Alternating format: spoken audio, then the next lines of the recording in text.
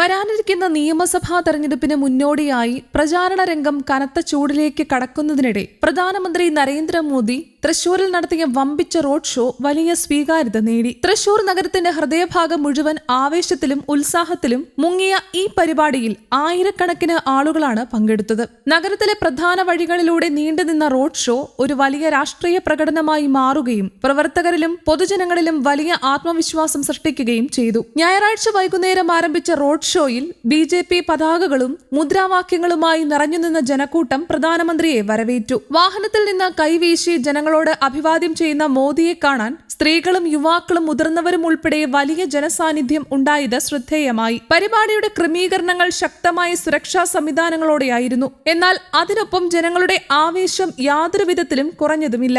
Road ഷോയ്ക്ക് പിന്നാലെ സാമൂഹ്യ മാധ്യമങ്ങളിലൂടെ പ്രതികരിച്ച പ്രധാനമന്ത്രി തൃശൂരിലെ ജനപങ്കാളിത്തത്തിലും ആവേശത്തിലും താൻ ഏറെ സന്തോഷവാനാണെന്ന് വ്യക്തമാക്കി. തൃശൂരിലെ ജനങ്ങൾ വീണ്ടും ഒരിക്കൽ കൂടി BJPയോടുള്ള സ്നേഹവും വിശ്വാസവും പ്രകടിപ്പിച്ചിരിക്കുകയാണെന്നും അദ്ദേഹം കുറിച്ചു. ഈ പിന്തുണ വരാനിരിക്കുന്ന നിയമസഭാ തെരഞ്ഞെടുപ്പിൽ വലിയ മാറ്റങ്ങൾക്ക് വഴിവെക്കുമെന്ന് അദ്ദേഹം പ്രതീക്ഷ പ്രകടിപ്പിച്ചു. തന്റെ പ്രസംഗങ്ങളിൽ 2024 ലോക്സഭാ തെരഞ്ഞെടുപ്പിൽ തൃശൂരിൽ BJP നേടിയ ചരിത്ര വിജയം പ്രധാനമന്ത്രി പ്രത്യേകം പരാമർശിച്ചു. നടനും രാഷ്ട്രീയ പ്രവർത്തകനുമായ സുരേഷ് ഗോപിയുടെ വിജയം കേരളത്തിൽ BJPയുടെ ആദ്യ പാർലമെന്ററി സാന്നിധ്യം ഉറപ്പാക്കിയതാണെന്ന് അദ്ദേഹം ഓർമ്മിപ്പിച്ചു. ആ വിജയം ഒരു തുടക്കം മാത്രമാണെന്നും അതേ തരത്തിലുള്ള ചരിത്രം 2026 നിയമസഭാ തെരഞ്ഞെടുപ്പിലും ആവർത്തിക്കാമെന്ന ആത്മവിശ്വാസം അദ്ദേഹം പ്രകടിപ്പിച്ചു. BJP നേതൃത്വത്തിലുള്ള NDA സഖ്യത്തിന് ലഭിക്കുന്ന ഓരോ വോട്ടും തൃശൂരിന്റെ വികസനത്തിനും പുരോഗതിക്കും വേണ്ടിയുള്ള നിക്ഷേപമാണെന്നും പ്രധാനമന്ത്രി പറഞ്ഞു. നഗരത്തിലെ അടിസ്ഥാന സൗകര്യ വികസനം, റോഡ് വികസനം, ഗതാഗത സൗകര്യങ്ങൾ, കുടിവെള്ള പദ്ധതി, ആരോഗ്യവും വിദ്യാഭ്യാസവും ഉൾപ്പെടെയുള്ള സാമൂഹിക മേഖലകളിൽ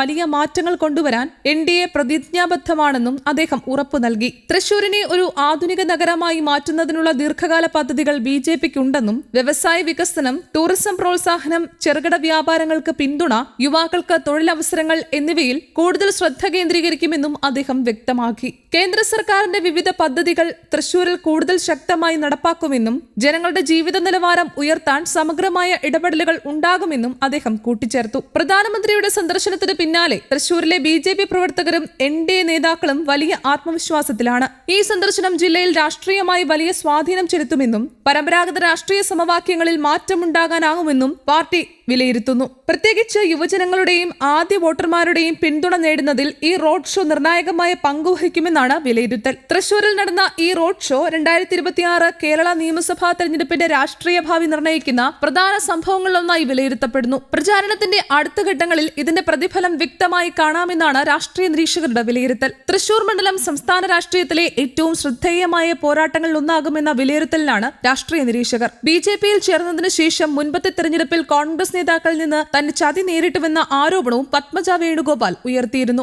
അതാണ് പാർട്ടി വിടാനുള്ള പ്രധാന കാരണങ്ങളിലൊന്നെന്ന് അവർ വ്യക്തമാക്കിയിരുന്നു. പുതിയ രാഷ്ട്രീയ വേദിയിൽ കൂടുതൽ ശക്തമായി പ്രവർത്തിക്കാനാണ് തന്റെ തീരുമാനമെന്നും പത്മജ വേണുഗോപാൽ വ്യക്തമാക്കിയിരുന്നു. ഇക്കുറി തൃശൂരിൽ വിജയിക്കാമെന്ന ആത്മവിശ്വാസത്തിലാണ് പത്മജ. കഴിഞ്ഞ ലോക്സഭാ തെരഞ്ഞെടുപ്പിൽ തൃശൂർ മണ്ഡലം BJP പിടിച്ചെടുത്തത് പാർട്ടിക്കുള്ള ആത്മവിശ്വാസം വർദ്ധിപ്പിച്ചിരിക്കുകയാണ്. എന്നാൽ അടുത്തിടെ നടന്ന തദ്ദേശ തെരഞ്ഞെടുപ്പിൽ തൃശൂർ മുനിസിപ്പൽ കോർപ്പറേഷൻ ഭരണം കോൺഗ്രസ് തിരിച്ചുപിടിച്ചതും BJPയുടെ വോട്ട് ശതമാനം കുറഞ്ഞതും പാർട്ടിക്ക് വെല്ലുവിളിയായാണ് കണക്കാക്കപ്പെടുന്നത്. ഇതിനിടെ പത്മജ തൃശൂരിൽ മത്സരിച്ചാൽ വിജയിക്കുമെന്ന് ആത്മവിശ്വാസം പ്രകടിപ്പിച്ച് സുരേഷ് ഗോപി MPയും പ്രതികരിച്ചിരുന്നു. തൃശൂരിൽ BJPക്ക് ശക്തമായ ജനപിന്തുണയുണ്ടെന്നും അടുത്ത തെരഞ്ഞെടുപ്പിൽ ഇത് കൂടുതൽ പ്രകടമാകുമെന്നും അദ്ദേഹം പറഞ്ഞു. വരാനിരിക്കുന്ന മാസങ്ങളിൽ തൃശൂരിലെ രാഷ്ട്രീയ ചലനങ്ങൾ കൂടുതൽ ശക്തമാകാനാണ് സാധ്യത. News desk Kerala Kaumudi.